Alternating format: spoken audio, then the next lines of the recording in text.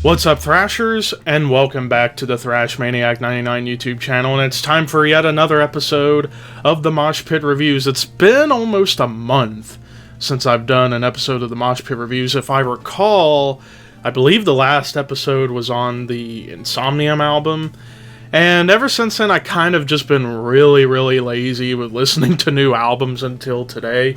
Well, I did listen to the new Mayhem album, and I thought it was really damn good. But here today, I'm here to discuss one of my biggest anticipated albums of the year from one of my new top 20 favorite bands of all time, South Carolina's Nile.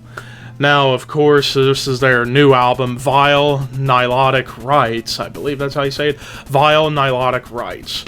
New album, first one in 4 years, which is the longest time gap in Nile history from an album to another album. It's been since 2015, since their last album came out, and a lot has changed with Nile ever since 2015 to 2017. In 2017, one of the longtime members and a longtime songwriting contributor, vocalist, guitarist, Dallas Toller Wade left Nile, and they got Brian Kingsland, I believe that's his name, from a couple of other bands, and to take over on guitar, second guitar, and vocals. Now, how does Brian sound in comparison to Dallas? He has a similar veneer to his voice where it's still really growly, but he also incorporates a little bit of kind of black metal into his voice. After all, he comes from a technical black and death metal band called Infinian, I believe that's how you say it. But nonetheless, so they got a new guy in the band, and another new guy, Brad Paris, I believe is his name. Well, he had contributed additional vocals on the last album, but didn't play bass on the album. This is his first bass contribution to Nile, and he's the young guy in the band. He's like only a year older than me, which is kind of crazy. But nonetheless, so we get this new album, even though this is the first one since Amongst the Catacombs of Nephron Ka that Dallas wasn't a part of.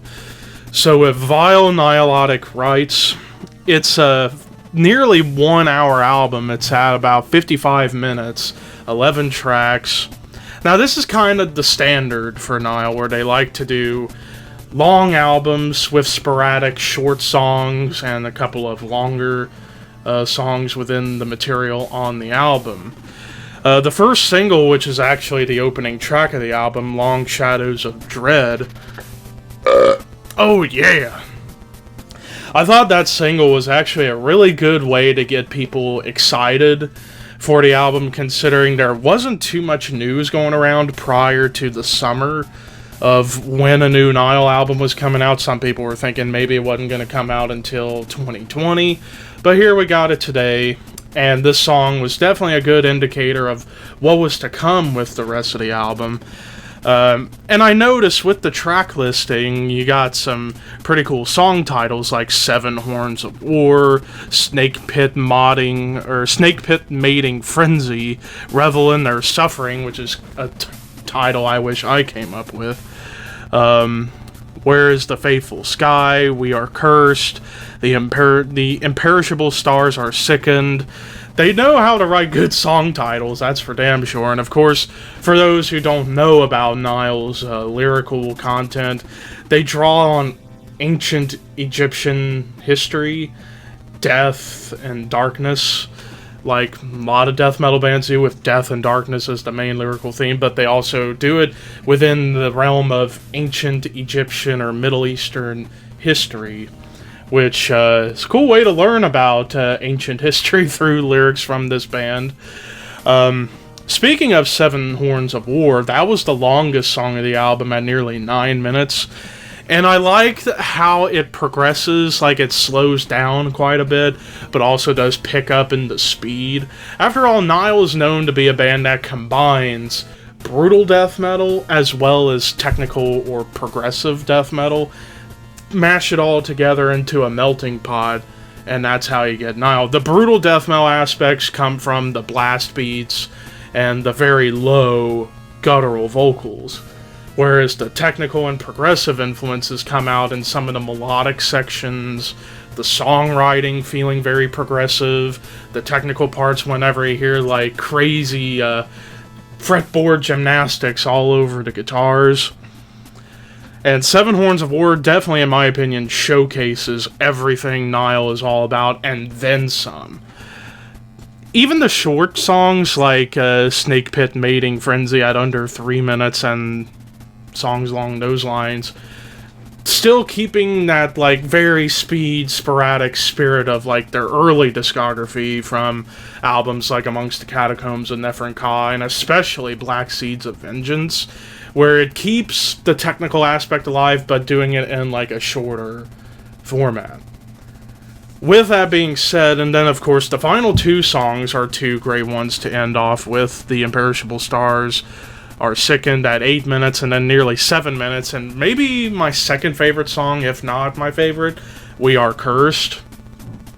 And you also have these, like the track Thus Saith the Parasites of the Mind, which is under 2 minutes. It's more of like a transition, like ambient song to go from revel in their suffering to Where is the Fateful Sky? Or the Wrathful Sky. Why did I say fateful? I am stupid. But you get the idea. They like to do this on occasion, do like some ambient transitionary tracks to kind of lead from one song to the next. And I do like when bands do that personally. But overall, definitely not a bad album. If anything, this is another fantastic album from Nile. Although, if I were to rank it in their discography, this, in my opinion, would be in the bottom tier, like maybe their weakest album aside from At the Gates of Sethur, which that album was only bad because the production wasn't the best. This album is it's a really good album, but it definitely lacks compared to albums in the past by Nile. It lacks in comparison to albums like Amongst the Catacombs, Black Seeds, Darkened Shrines, Annihilation of the Wicked. I don't know, to me it just kind of felt like, this might be a bit of a controversial opinion, but it feels like with this album, Nile and the guys in the band are starting to feel kind of self-aware of what they're doing. They've found a formula that works for them. Like, this album, to me, doesn't really bring anything new to the table for Nile. It just keeps going with what they know they're good at, which is good for some bands. For others, it may not be as good of a thing. For Nile, it's kind of in the middle. Like, it's good that they know what they're doing. At the same time, I do wish there was a little more to the music. Might have been, maybe this album to me kind of lacked because there was no Dallas Toller Wade on the album.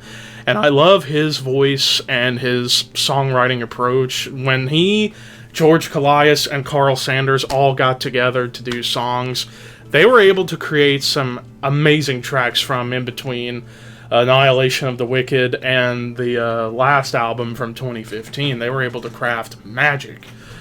Prior to that, it was mainly Dallas and Carl, like on the 2 albums that preceded Annihilation of the Wicked.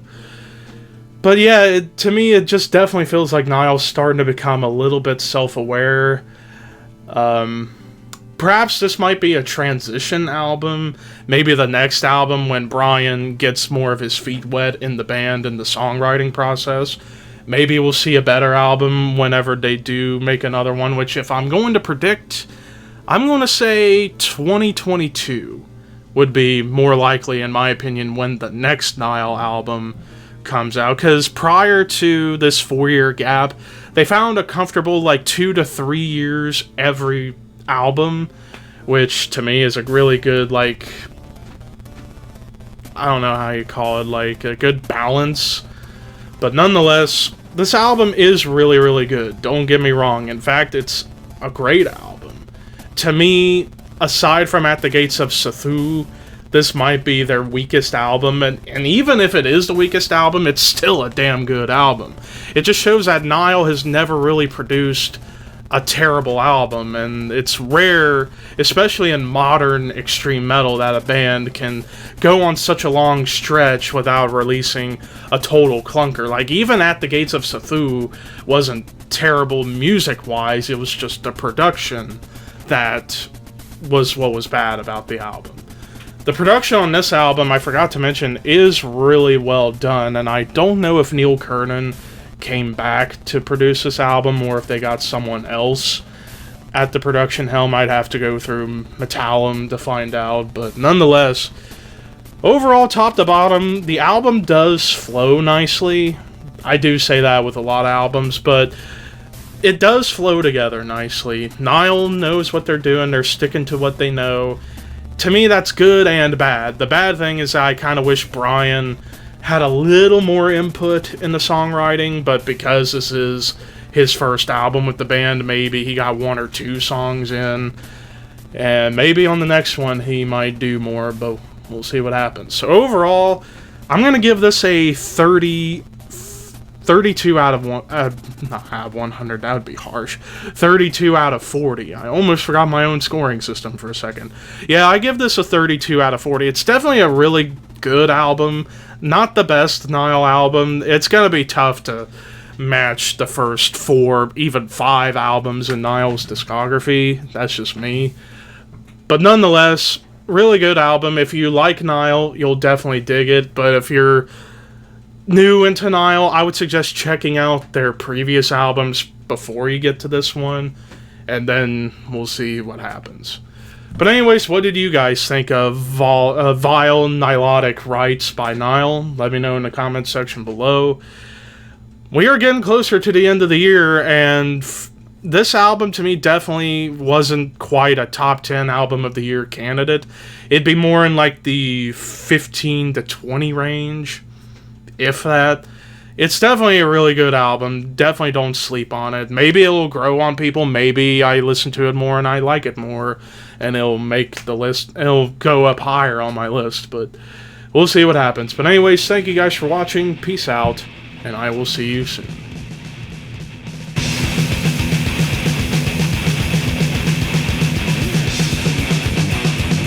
God, I could really use some good quality entertainment, but all I got's $40, so what the hell am I going to do?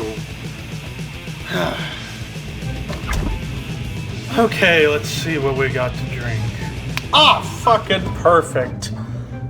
Some good old Powerade. Delicious. No, not really. Damn it, we don't even have Spam in here!